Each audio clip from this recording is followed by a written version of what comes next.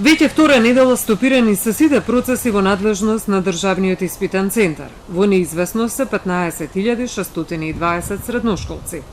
Дали ваквата ситуација поради штрајкот на вработените во ДИЦ се поизвестно е става државната матура под знак прашање.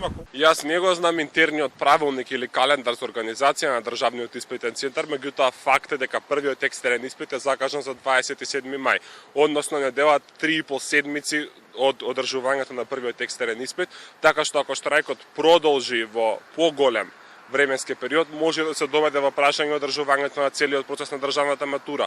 Меѓутоа, сметам дека до тоа не треба да дојде и дека нема да дојде. Сојузот на средношколци со јавен апел до институциите, пред се до Министерството за финансии, да ги прифатат барањата на Државниот испитен центар.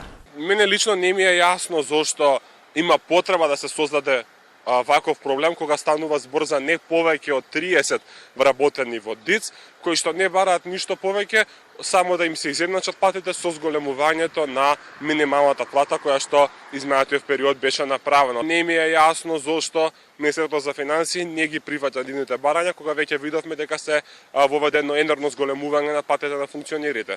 Според вработените во ДИЦ, покрај тоа што правото на регрес им е предвидено во поединечниот колективен договор, веќе трета година Министерството за финансии само усно одговара дека не се на списокот на институции кои имаат право на регрес.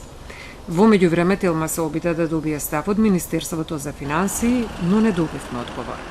Сојузот на средношколци со апел и до собранието што поскоро разгледување на предлог измените на Законот за средно образование со кои се бара бесплатен јавен превоз за учениците од приватните училишта, тие кои живеат на помало растојание од 2,5 км од училиштето, за учениците со попреченост и оние кои посетуваат феријална пракса. Предлог Законот за изменување и дополнување на Законот за средното образование има за цел да воведе праведен и бесплатен јавен превоз за сите средношколци во текот на целата календарска година.